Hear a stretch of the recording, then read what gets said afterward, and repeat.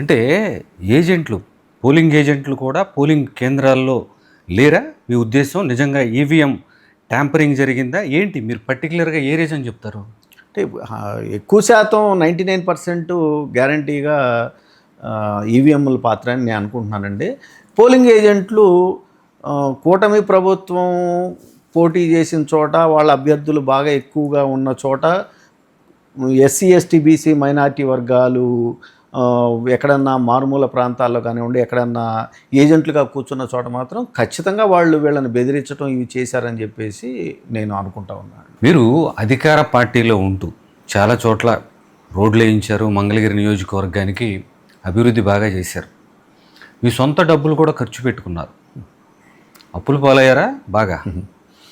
అవి సహజంలేండి, జరుగుతూనే ఉంటాయి. ఏదైనా ఇష్టం కొద్దీ చేసుకోవటం ఒకటైతే, అదే అన్నా కదండి, చేనేత సామాజిక వర్గాన్ని కాదని చెప్పేసి 2 సార్లు నాకు సీట్ ఇవ్వటము, ప్రజలు కూడా నన్ను ఆదరించడం అని అంటే ఖచ్చితంగా నా మీద బాధ్యత ఉంది. నేను పని చేయాలి ఆ నియోజకవర్గానికి అని అనుకున్నాను.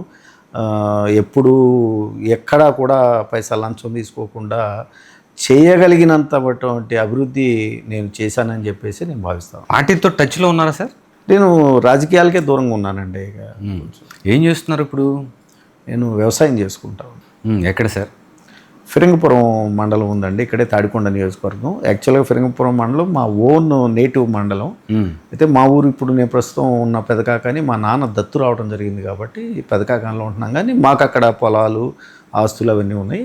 ఫిరంగిపురం మండలంలో వేమవరం గ్రామం, మెరగపూడి ఆ ప్రాంతాల్లో నాకు భూములు ఉన్నాయండి. ఏం వేసారు పంటలు? మొక్కజొన్న వేసాను, వరి వేసాను, కూరగాయలు వేసాను, కొంత జొన్న వేసాను, వేరుశనగ వేసాను, మిరపలు వేసాను, అవి వేసుకున్నాను.